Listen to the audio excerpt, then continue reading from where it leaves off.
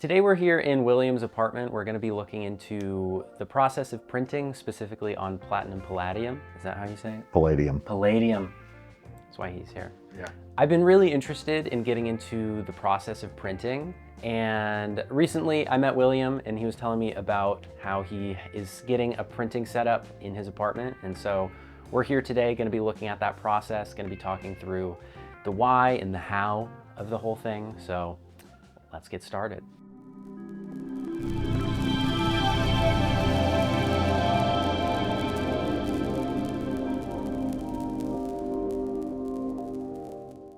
So today the photo that we're going to be printing is this one that I took here. It is in negative form currently on the computer, but this is a photo that I took back in November in Wall Street in New York.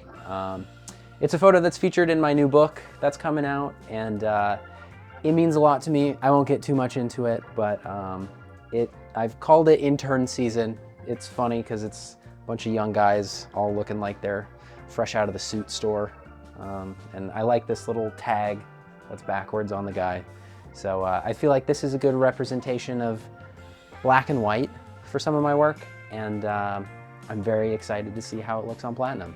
Okay, so I have created a negative of this, which I took the image, reversed it, and then inverted it so that it will print that way, because this is a direct contact process. So I'm going to end up laying this on top of the emulsion, and then the black pieces, the darker it is, the less light is going to UV light will transmit onto the emulsion, which will therefore keep it whiter. And the whiter pieces will allow more light to go through, which will then make it darker, so it'll be black. And I'm going to print it onto the negative paper.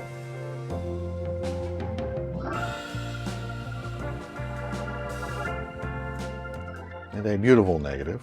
That's so cool. It should look like the negative that you took out of your Leica.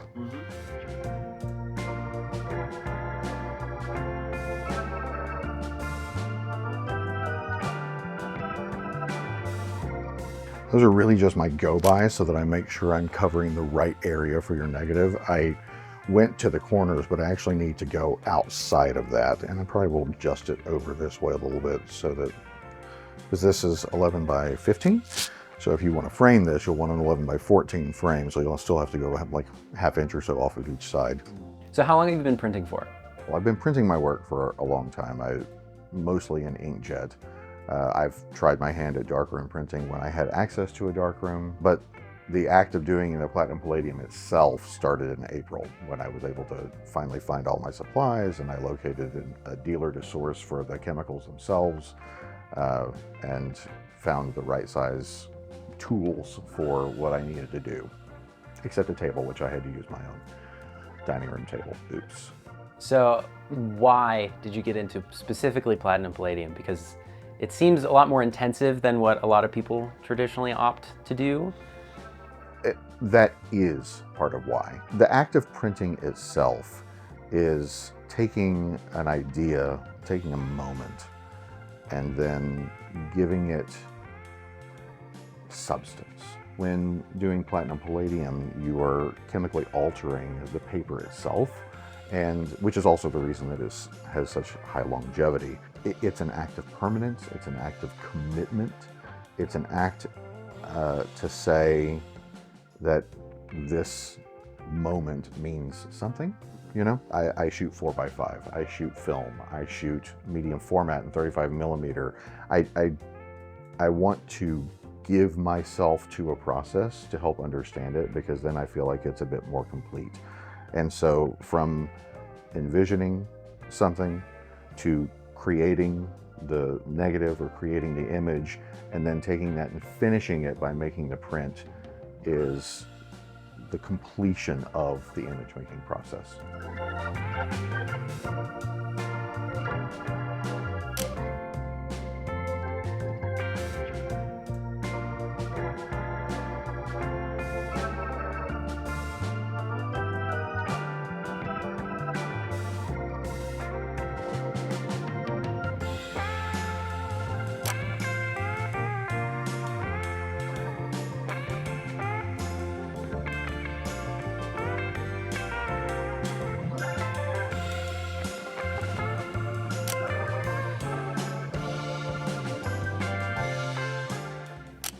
this is where the humidity of the room comes into play.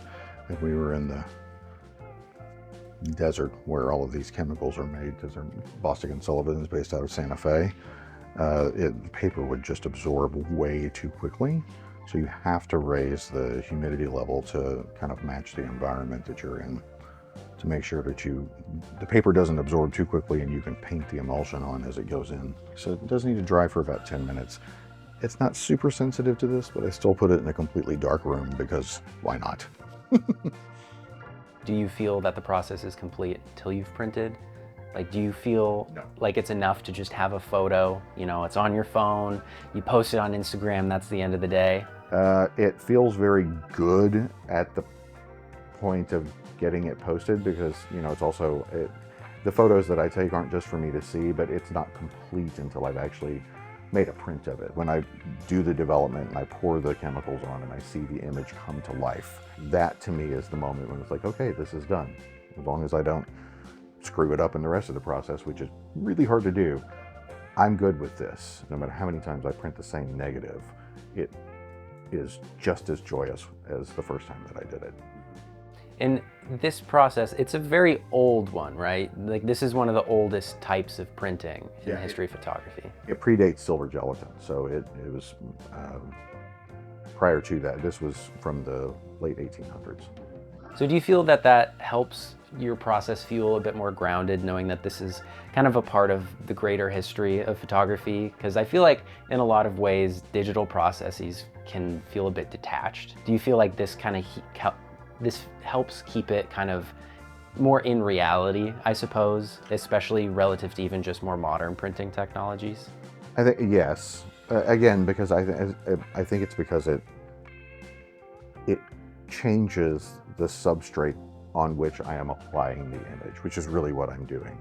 And the fact that it has been done for generations, yeah, absolutely, 100%. I think that that's part of the heritage of photography in and of itself.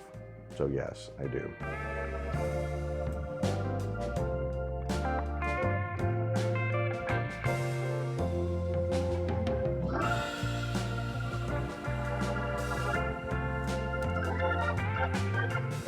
Okay, so I have my station set up, so this is where I'm going to end up doing the actual development.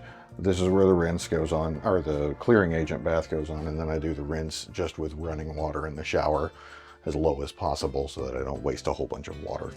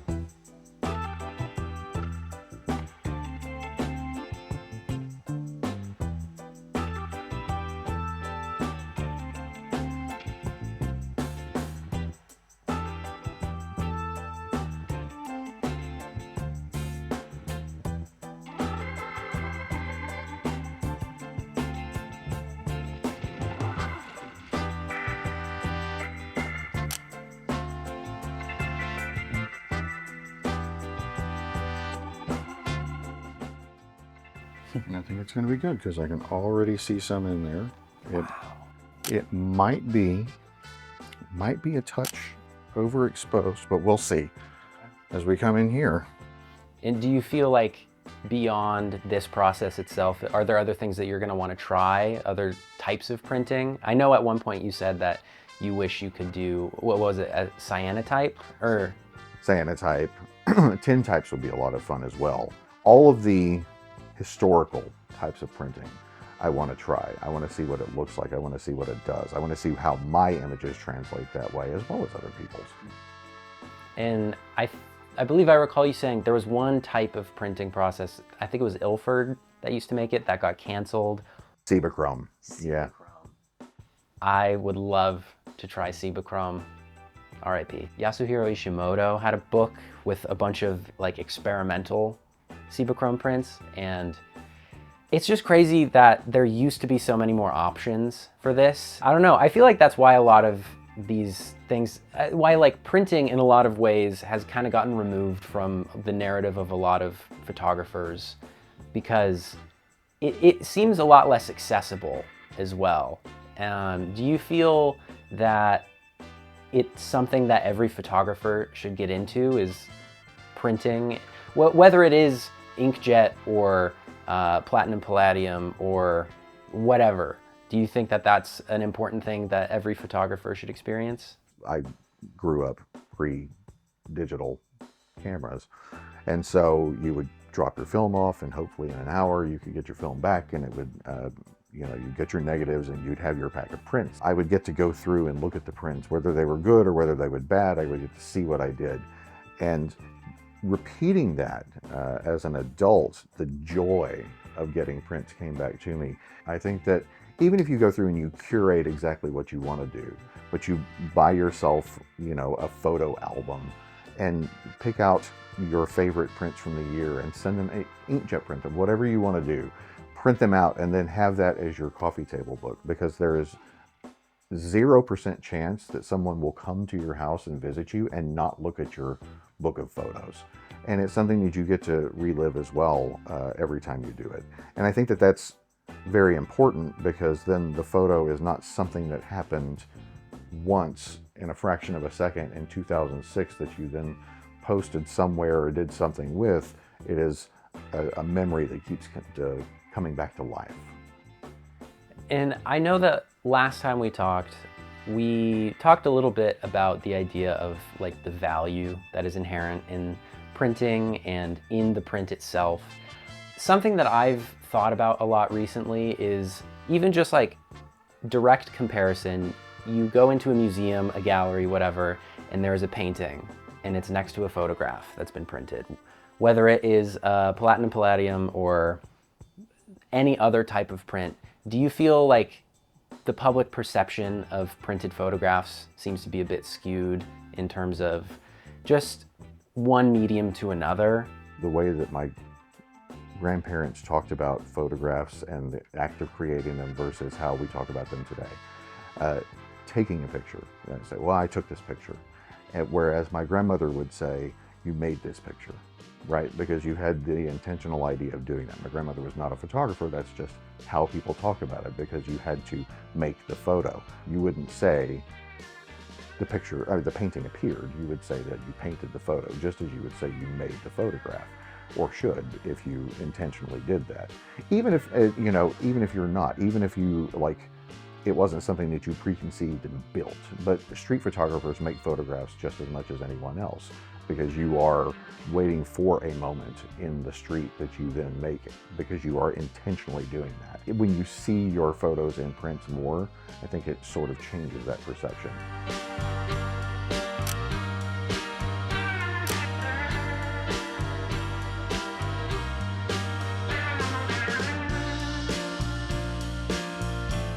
It instantly develops. However, what I have found, because when I put mine in, I was able to pour the developer directly on. I'm not going to put this back in there to do the other prints, right?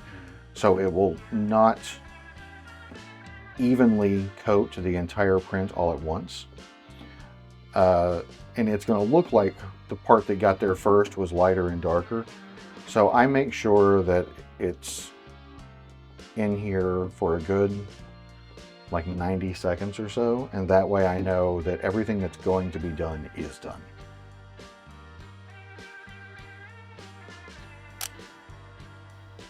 So now part of your print will be in all of my future prints. That's beautiful. One last thing that I just find funny that came to mind is, you know, with the resurgence of film and film becoming such a popular thing once again, do you find it funny that a lot of people are willing to sink the money and time into shooting on film, processing the film, even getting the scans, but not going that last little bit to get it printed, whether it's in the darkroom or otherwise? That seems like such an ironic thing to put so much care and time And just money into something for you to call it quit right before the finish line. Well, yes, and I think that there is a misunderstanding of where the finish line is. I think that the finish line is seen as the scan, and to change that would be to change the perception. And part of that is just showing people prints of their work. I started with a few on my wall, and now every vacation that I take, everywhere that I go, I have something from that I print and put on my wall, and my walls are covered in photos now, because I become addicted to finishing the photo. And I start thinking about that even sometimes in the moment of what will this look like when I finish it and when it's hanging somewhere. So I think it's just a matter of people seeing more photos printed, be that in books, books of photographers' work, books that they put together themselves of their own, or prints that they buy in other places. And that goes directly in here, which is already getting all the yellow bits off. And that I'm going to turn face down and allow it to stay for about 5 minutes or so.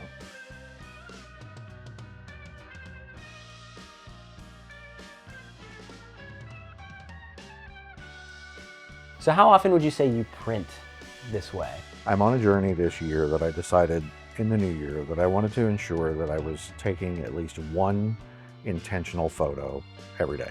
And I've expanded what I'm shooting, so I also picked up a 4x5 camera and all of that. So this is a very time-consuming process, and I do it only really on my days off from work.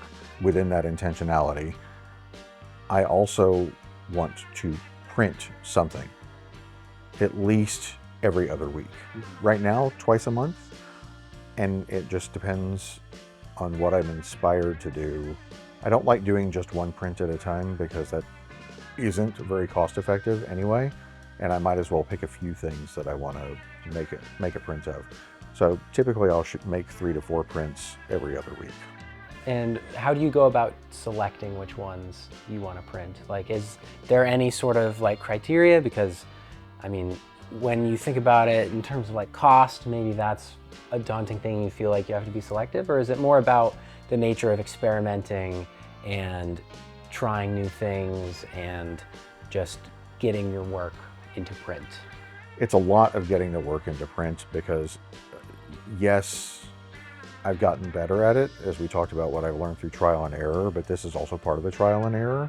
So it's always about experimenting, picking images that are beautiful to me, but also different enough that I can learn from them, so that if I do mess something up, okay, I messed it up and it cost me the cost of the print, but also I'll do better next time. What would you say to somebody that wants to get into printing, whether it's platinum, palladium, or inkjet, regardless, somebody that wants to start actualizing, realizing these photographs that might be sitting on a hard drive, sitting in a bin of negatives somewhere? I would say you can go get the Fuji printers that print on Instax paper, and you can start with that and just start getting some of the images off of your phone and get them down.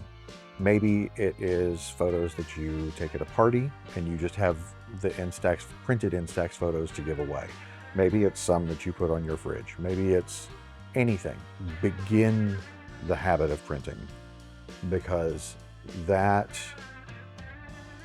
is the final form of the photograph anyway. And then once you have something that you're able to look at, when you see something that you did or an image that you took and you see it in physical form, it's uplifting.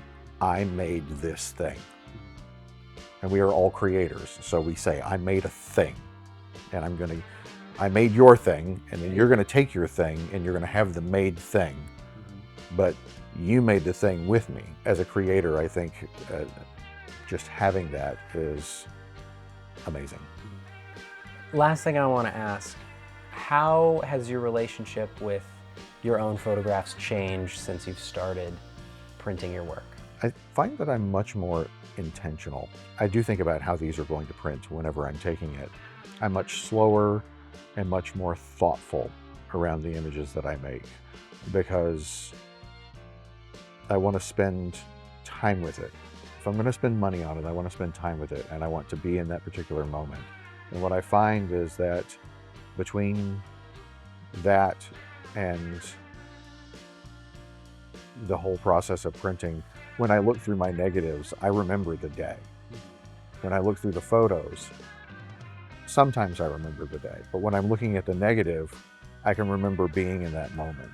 What did the air feel like? What was the climate like? How tired was I from schlepping all the way up the mountain with everything that I own?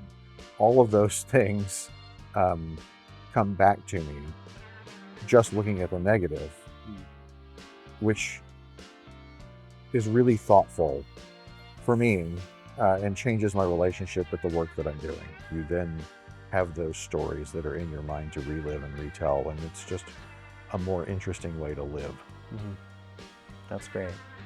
Well, thank you so much for showing me, for helping me bring this photo to life, for letting people in on your process and everything. Is there somewhere that you'd like to direct people to go if they want to, contact you for getting prints made? Absolutely. On Instagram, William Denson Printing.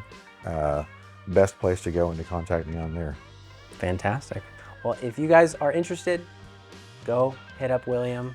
This has been a great experience, and it's truly a pleasure talking to you, a pleasure just experiencing photography like this. So it's been a lot of fun, and looking forward to doing it again.